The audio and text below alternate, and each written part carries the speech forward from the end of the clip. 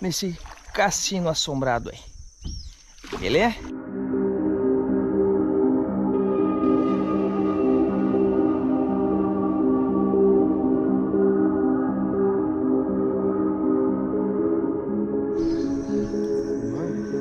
Olha.